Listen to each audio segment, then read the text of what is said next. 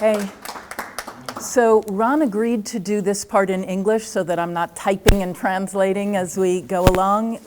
Is that going to be a problem for somebody? Okay, so we'll good, because you all heard Ramon in English, so of course that's not a problem. So what we defined as this part of the discussion, I'm going to do what you did and depart from what we defined as. We said, let's use this part to ask, how do we measure success in these kinds of places? What are our goals for success and how do we measure them? I think both of you, each of you, talked about that a lot in what you presented. So actually, I think the first thing is comments one to the other.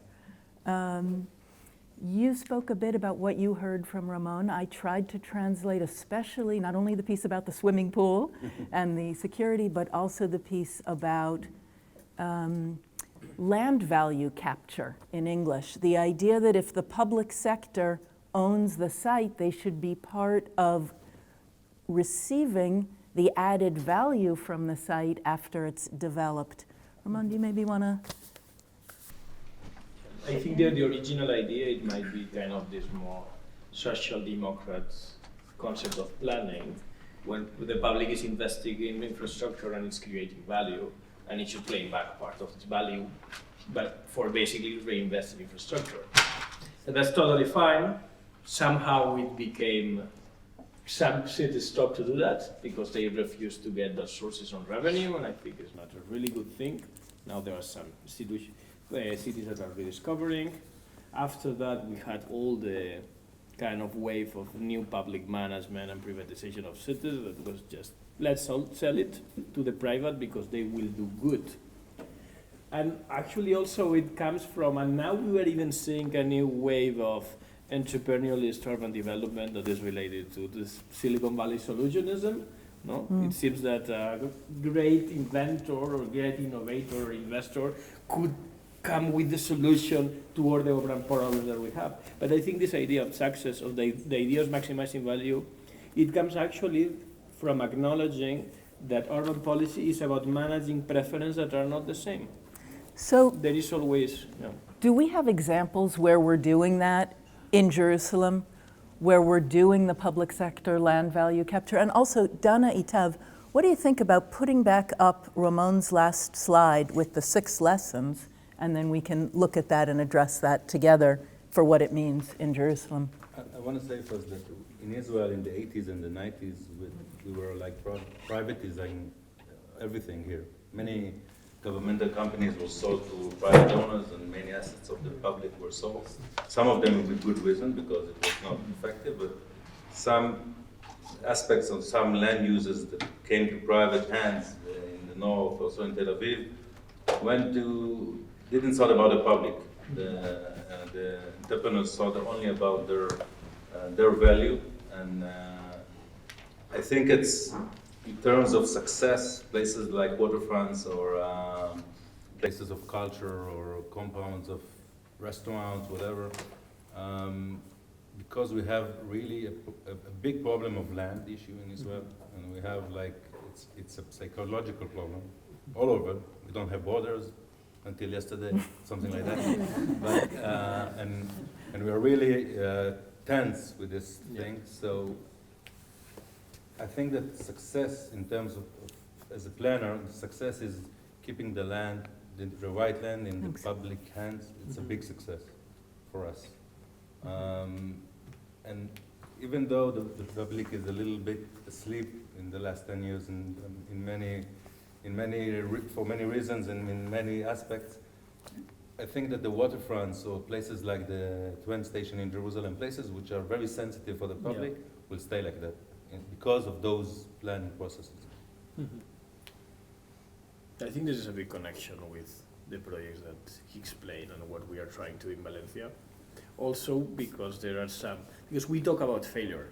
So we can talk about success, but we talk about failure, and that's something I think pretty strong and brave to say today, talk about failure in a context where everything is best cases, and everything is success. I think the magic of placemaking is not about silver bullet solutions that we can copy and paste and they're successful.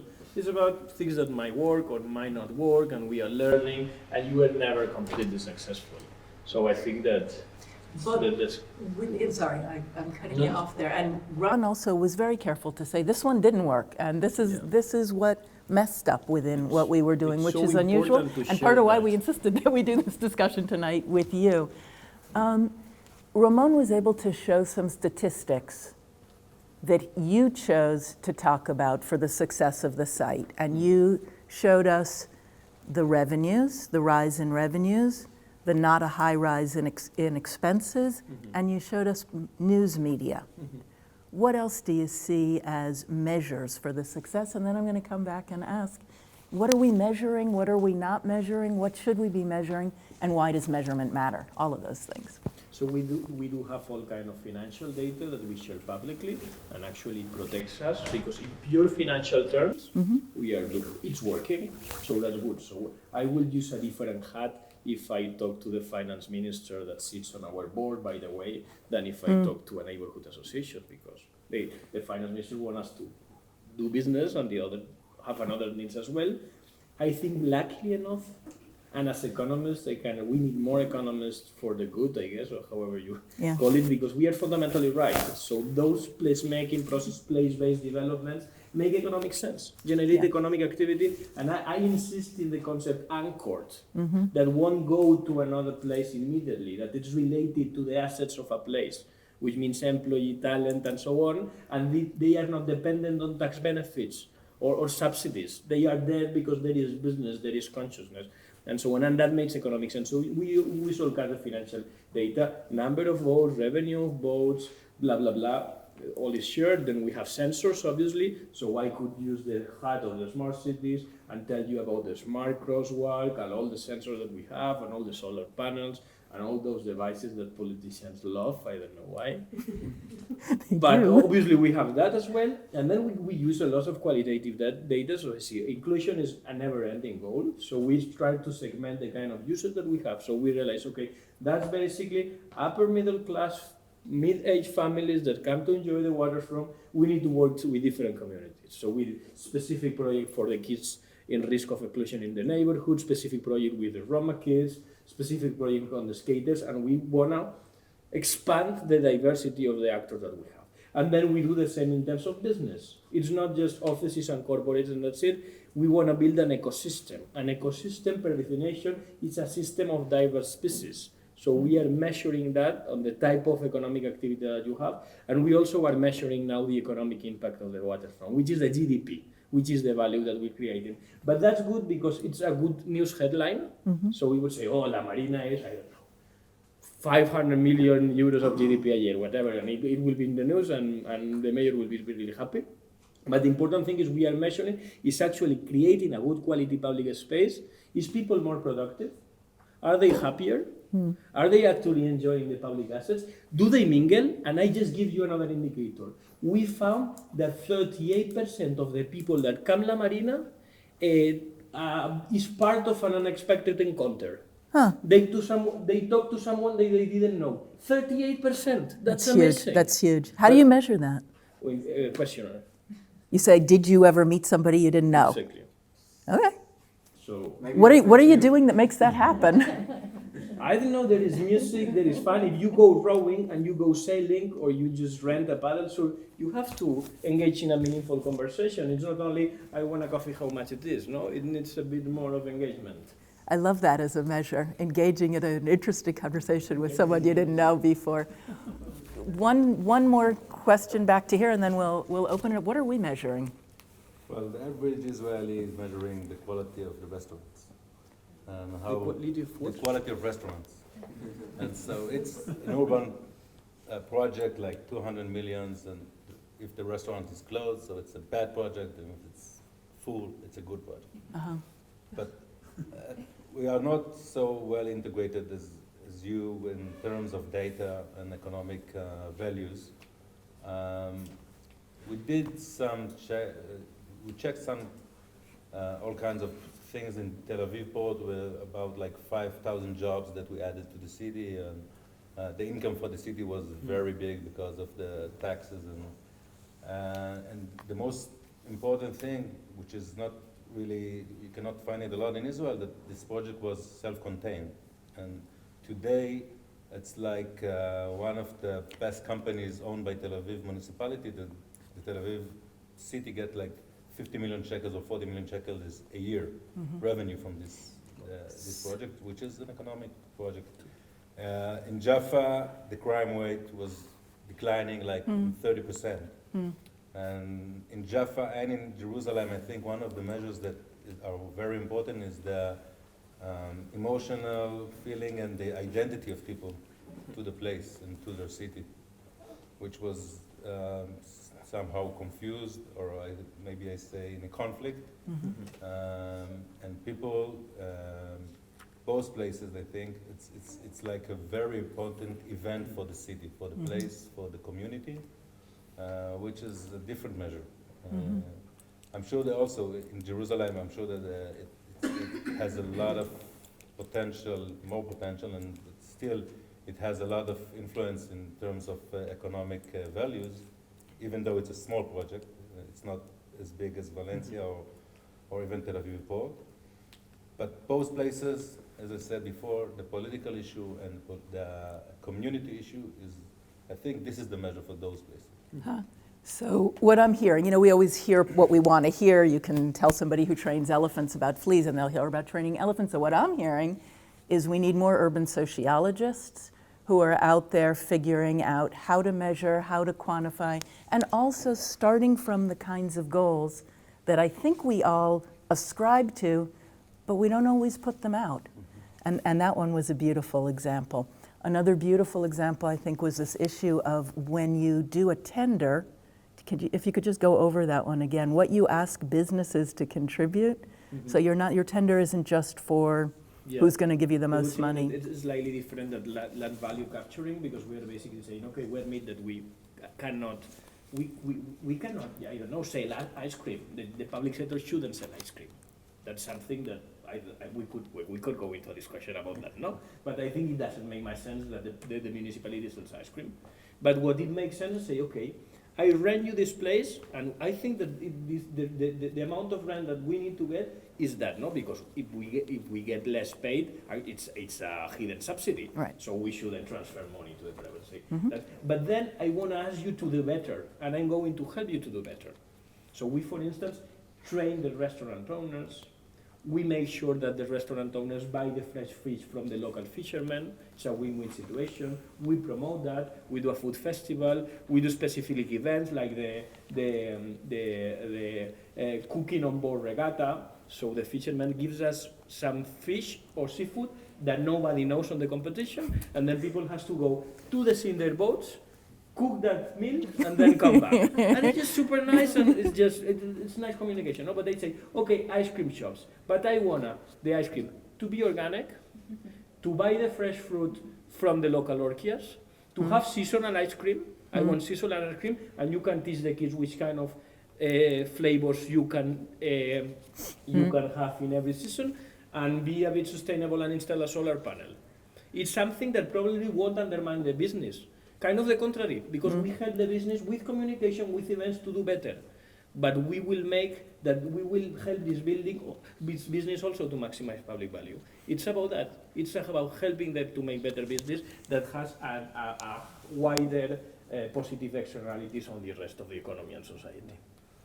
I think actually we tried in both places to do in the bid like it wasn't like an agreement, but it was part of the agreement of the entrepreneurs that they had like all kind of measurements that we wanted to add to the activity, like we had like you need to have menus in 3 languages. You have to keep social rights for your workers a little bit more than the law says. All kind of recycling and actually the success was like 30-40% with that, which is a lot. Which is a lot. I thought it was going to be like close to zero, because at the beginning everybody's, you're starting a business, you're doing whatever the owner wants, and then after a year it's very hard to continue with that. Somehow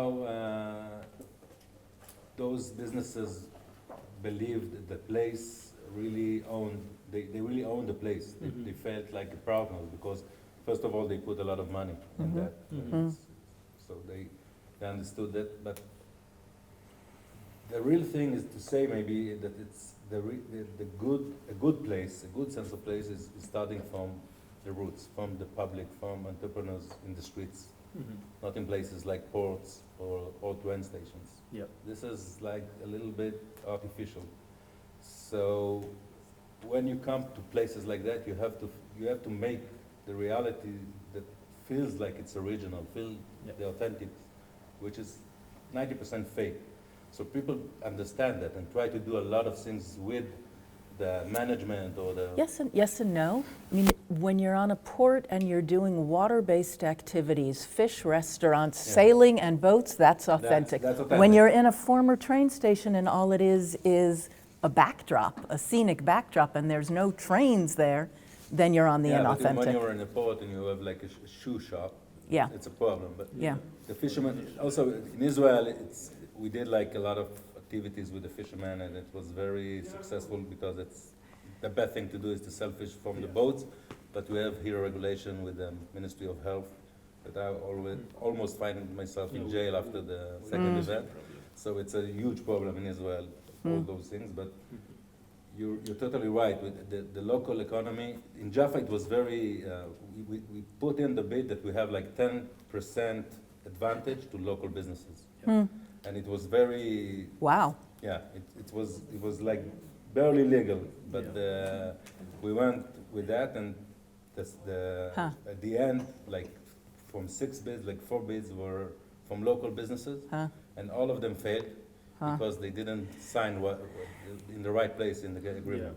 They had the same lawyer. Wow. So we went to the mayor, and the mayor, it was really a big mess in Jaffa because everybody was expecting the local businesses to open, and we said no for everybody because we didn't sign in the right place. So we did a lot. It was a big fuss, and then the mayor decided that can do that. And I'm not sure it was so legal, but nobody really cares about that. It was a small issue. Can I ask him a question? Yes, but we should take this back to Jerusalem. So that's you guys and your questions, comments, thoughts. What does it mean for Jerusalem? If you want to do that one first, Ramon, or you want to go this way? No, I Okay. can take it. Yep. I see a big difference the way that, as far as I understand, the Tachana in Jerusalem is managed, by which Do you want to talk Hebrew and I'll translate? יעזור מאוד. היזמים, בעלי הזכיינים של המקום למעשה, או בעלי המקום, אני לא יודע, הם מפעילים את המקום במה שנראה מבחוץ מסחריות יתר. קצת בסטה, קצת אופי של שוק, ולכן רציתי לשאול שאלה שנוגעת למה שרמון קרא לו אקוסיסטם, וקשורה לשאלת מידת ההצלחה או הקריטריונים לבחינה של מידת ההצלחה, האם דבר שהוא אובר מסחרי, או האם, וגורף עליו באמת הרבה מאוד אנשים, אבל מרחיק אנשים אחרים, ואתם יודעים את זה הרי, הוא מצלחה, האם יקרה ההפוך, שבמערכת תל אביב, שלא ספק ההצלחה של סימן דגל, אבל תל אביבים פחות ופחות הולכים לשם, כמו שציינת, בתיירות חוץ, תיירות כלומר ישראלית, אבל לא תל אביבית מגיעה לשם. אם אתה יכול להתייחס לשאלות האלה של אקוסיסטם ומידת הבחירה, כי אתה, אני מכיר מפרויקטים אחרים, כשאתה אחראי על בחירה, מי הם האלמנטים, איזה מסעדות ייכנסו, באיזה מסחר וכולי ייכנסו, אתה מאוד מקפיד, כמו מנהל קניון גדול, אתה מאוד מקפיד על הבחירות, וברגע שזה לא אתה, אז זה הופך להיות משהו אחר. קודם כל אתה צודק, וכל מה שתיארת. Now we're in Egypt for everybody. אני אענה בעברית. אני אגיד ככה, תראה, העניין הוא בסופו של דבר זה אכיפה וניהול. שאתה משחרר נכס ציבורי ליזם פרטי ואתה לא יושב לו על הגרון, אז אתה בבעיה, וזה מסובך. בתל אביב זה יותר קל, כי בתל אביב השוק חזק. בתל אביב, אם מישהו סוטה מדרך, אפשר גם אין פחד בלהוציא אותו, אין פחד שהמבנים יעמדו עכשיו שנתיים ריקים. יעמדו שנתיים ריקים, יעמדו בתור, אחר כך להיכנס אליהם. בירושלים זה לא המצב. כמו שאמרתי, היינו בחרדות בירושלים שאף אחד לא ייגש למכרז. נכון שהיה במצב שונה, אבל המקום הזה כבר הוכיח את עצמו, ואני חושב שהפוטנציאל המסחרי שלו הוא מאוד מאוד גדול קדימה. החוכמה, גם במתחם התחנה, גם בתל אביב וגם בירושלים, יהיה בסבב הבא. יש מה לשפר גם מחר בבוקר, אני לא בא עכשיו לחנך אף אחד ולספר לאנשים איך לנהל דברים, אבל החוכמה יהיה בסבב הבא שהוא קרוב מאוד, בהיבט של 3 שנים, 4 שנים. לאן המקומות האלה ילכו? הם כבר בנו את עצמם, הם כבר החזירו את ההשקעה, כבר נמצאים שם, ועכשיו האפשרות להקפיד על השימושים היא הרבה יותר חזקה. אני כן אגיד שפה שוב נכנס העניין הפוליטי, זה הפיל, דיברו, יש פיל ענק בחדר, שאנחנו מעדיפים לתת לפעמים ליזם שממסחר ועושה בסטות וכל מיני בדים מוזרים ותולה דברים מכוערים, מאשר לגופים אחרים. And that זו בעיה white בשביל. elephant is so much in the corner that I don't even know how to translate it. כן, אולי אחרי הדיון. Okay. I have a question about the other uses that are close to these areas. In Jerusalem, the station area is not so far or walking distance from neighborhoods in that area. And I myself lived in Tel Aviv and did not find the ports at all an area that I wanted to be in, not because their uses, which are very nice, but because I couldn't get there. There was no bus that I could get to, and most of the space behind the port is huge parking lots, which I did not find attractive. So I'm curious in terms of Valencia, is the accessibility to that area part of, I don't know what the accessibility is, and if there is that part of the success of the area? It is highly improvable. So actually, as I said, the waterfront is 6 kilometers far away from the center of the city, but also there is around 120,000 people that lives on a walking distance. So we should be their main public space. And at the same time, of course, we are dragging a lot of people from the metropolitan area because they are going to work there, not only on the waterfront, but also in the commercial harbor and all the logistics offices that we have around. And there is public transportation. We have a metro line, but it should be. We are working to improve it. There are plans. We actually convinced the regional government that is the one that's operating the metro system to build a new tram line next to the harbor. We are adding 2 new bus stops, but working on demand and supply at the same time. We want to increase critical mass on things happening, and then we can demand the municipality to do better, and both are happening. But what I say that for us the most important success has been the emotional proximity. So it was more an emotional thing than really physical thing, because 6 kilometers, I lived, the point that is farther away than to my house in the city is the waterfront, and I'm there in 35 minutes, 40 minutes in public transport.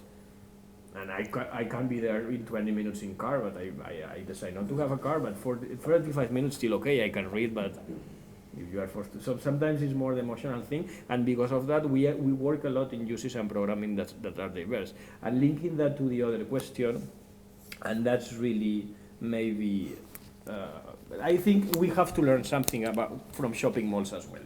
What I mean is that I hate shopping malls, and we talk a lot about the inclusivity of public space and the public sphere and the conflict and the places for conflict and innovation and so on.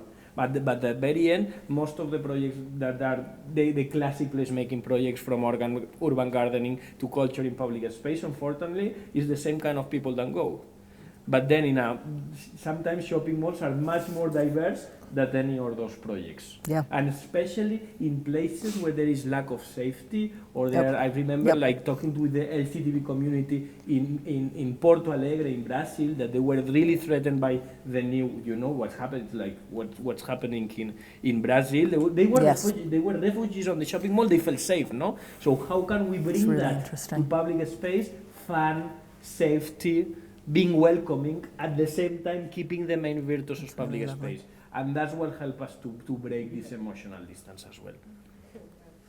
Wow. Just to say, breaking the emotional distance has to start with saying who is coming and who isn't coming. Back to that count. From how far away are they coming? Are the people who live right next door coming or not? And those, like, we went door to door sometimes asking, didn't go in workshops to the ones that were selling bread in the bakery. Do you come to La Marina? No, why not? And start to understand why they weren't coming. Because they didn't have 10 euros to spend in a gin and tonic, or maybe they weren't interested on that, no, these kind of things, no? So we're starting for the basic, who is not coming? And then also, it's the same in terms of bringing business activity. What does normally the public sector do? They say, I'm trying to bring Google. And then it's just, they go to Google in a diplomatic office and say, okay, I'll pay you 2 million euros and a free building, and then you get Google.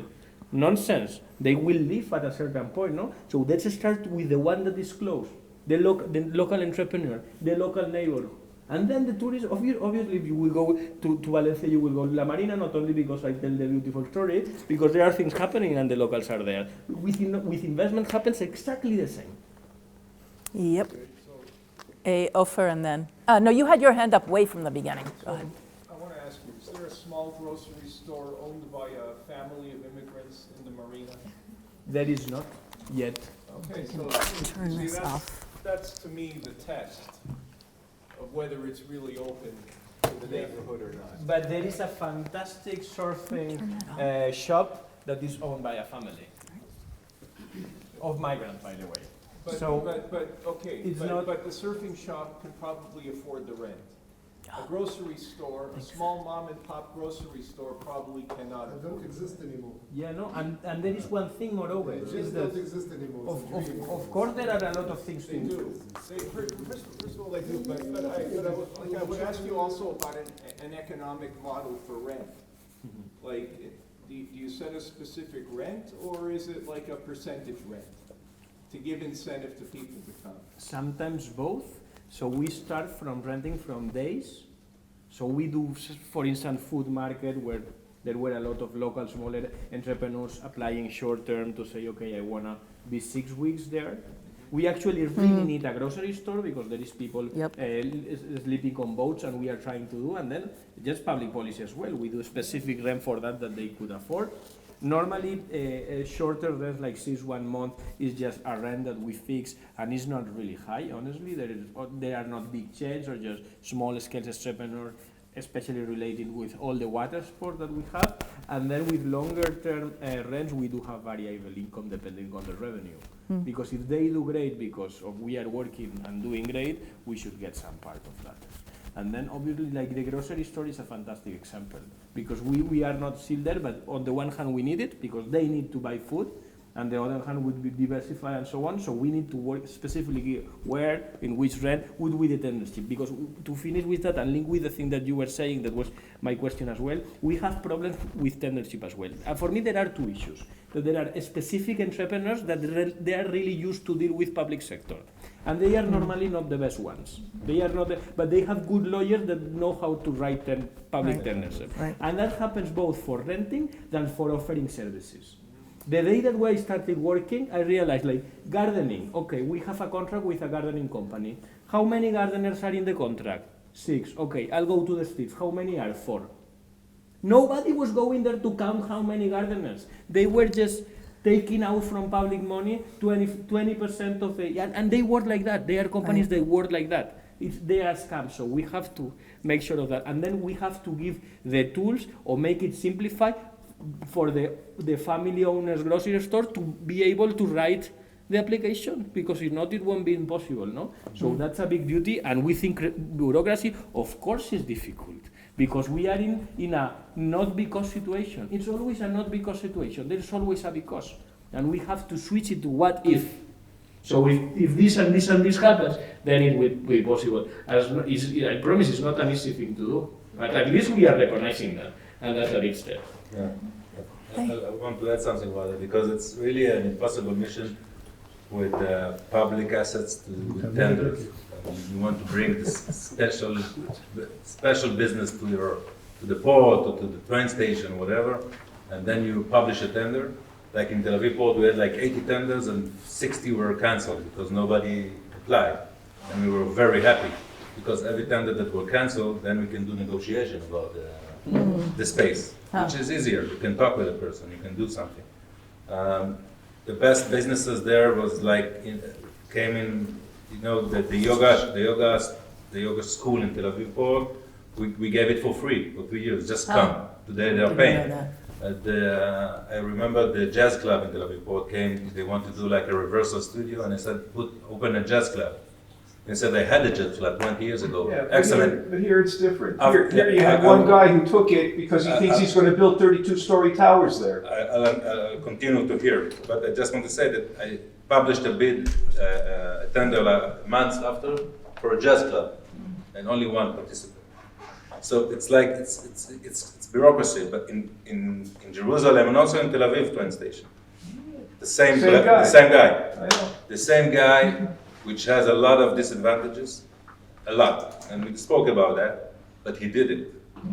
He did it, and it's not so easy to do it here in Israel. It's very hard, and he has a lot of problems, and still, I think the best way was to do it as the same as the port, like a public company to do it and to choose the businesses and to do it with the community and to think like more wide. But sometimes mayors in Jerusalem it will never happen. I'm sorry to say, You're right. it will never happen Why? because of the big elephant. Because it's a closed shop. That's why. Okay, Ofer, last question? Or comment? It's a comment, it's not a question.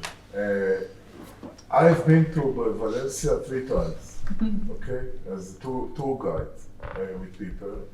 And I ask all the time, I want to see new things. I was never told by the people that I met, go to the marina. Okay, and even I went myself and look in the Google Maps to see what can you see there. Nothing. You see the places like deserted places when I go into the street view of Google. I think for you, if you want to attract more tourists, I think you should do three things. First of all, to show them what you show us here. Even in, I don't know how, but you have to show them because they don't know. And even if you ask in the hotel, they tell you, no, don't go there. You have to take a taxi because the public transportation is not good for there. It takes 25 minutes from your hotel, which was next to the Turia. It was not so far away, but it takes a lot of time and everything. I think the difference between your case and the Rand case is that because it's 6 kilometers and it's a long distance to walk, and I don't see any physical really connection. Maybe I didn't do it myself on foot, that's why I don't know, but it's too far. You have to go. Make the waterfront precisely- closer. Yeah, actually we did And a I campaign think- this summer. And also as a tourist, if I come for two days there, the city itself is so beautiful, the city center, that you have to think of something, it's even, especially in the evening time, When was the last time you went to Valencia? 2 years ago. Yeah, so it's more or less that time. So I really take your points, I totally agree. We are actually really, again, saying not doing anything super specific for tourists, it's just great place for locals and tourists will follow. And I think now our win actually is changing that in 2 years. It was 2 years ago, it was March 2017 that we launched the new strategy, new branding and so on. And it's been costly because people say there is nothing to do, it's expensive, bars that are not really interesting. And we managed to change that through placemaking. Okay. I'm sure if you go now, it would be totally Okay, different. and But we still have a lot of things to improve because Yeah. you can rent a boat, you can do sailing, you can go to a concert when it's a concert, you can go to a food festival when it's a festival. But it's very difficult if you go one day and you walk around, there are not solid spaces to stay, no? So for instance, long midterm, we are working with the Contemporary Museum to do the expansion of the Contemporary Museum there. We are planning to have student accommodation. When all these innovation hubs are open, there will be the ground floor. We are planning to bring one of the kids theater of the city that is building a new theater should happen there. Also a daycare center for senior citizens. So, but what I showed you, it was almost without building, only with these course uses and programming. And now it's actually in 2020 when we are seeing actually physical changes. So I'd say in 2 years, I promise everyone will talk. But still, if you want, like in 2 days, you can just see the city center because it's much more unique. And one more comment is the space itself. There is no shed. Yeah, it's terrible. Don't go in July. So it's probably better at night because During the there are winter. no trees or and it's like in Tel Aviv. It's like 40 degrees in summertime. You cannot go there by day, only by night or by. If you want trees better, wait another 5 years. But they all go by that. We are planting trees, but also it's gained to the water. It's really difficult to deal. Problem. There is the concrete. Shaded marinas. There is the wind. And the Find a solution for that. Yeah. So, but we are promoting uses in the But in winter. Sevilla, they put sheds. You know Sevilla in the pavement. They did some sheds. In Sevilla, if you don't do that, you just melt. Okay. No, but we are planning to include shade. It's very important. Also include water. We are doing now a big development process of 10,000 square meters, which is a full placemaking process. So instead of doing a design, we hired a multidisciplinary team to do with us the participatory process, the design, the temporary intervention, the final design, and the construction work. And that could include water, like for kids to play, more shade, blah, blah, blah. Step by step. There's been almost all management uses programming, all is hardware and software. We are starting to work with hardware now. Wow. Okay, that last distinction, I think we'll end with that between orgware, hardware, and software. Can you hear that one? So the hardware is the physical buildings, and the software is the activities that are happening within them. I think we heard from you an awful lot, Ramon, about the organizational side of it, how it's managed, who's running things, and how very carefully, if you've got one dedicated set of people, you can pull into and enliven that orgware set. I think that's something that also, when you were at the Tel Aviv, at the Jaffa port, that was really experienced. It was extraordinary. There was this sense of suddenly, oh my gosh, the bookstore has books in Arabic. When have I been into a Steinmatsky that has books in Arabic? It was amazing. You could feel that there was a person who cared and who was trying to make it happen. But that doesn't happen now there. And that's another question about the orgware. And maybe that goes back to the public sector of who's running this thing and who's making sure that it happens. It's a personal thing. It's also an organizational question. And then maybe in some cases, the hardware, in a lot of the stories that you told, and certainly in what you told, the buildings themselves don't come first.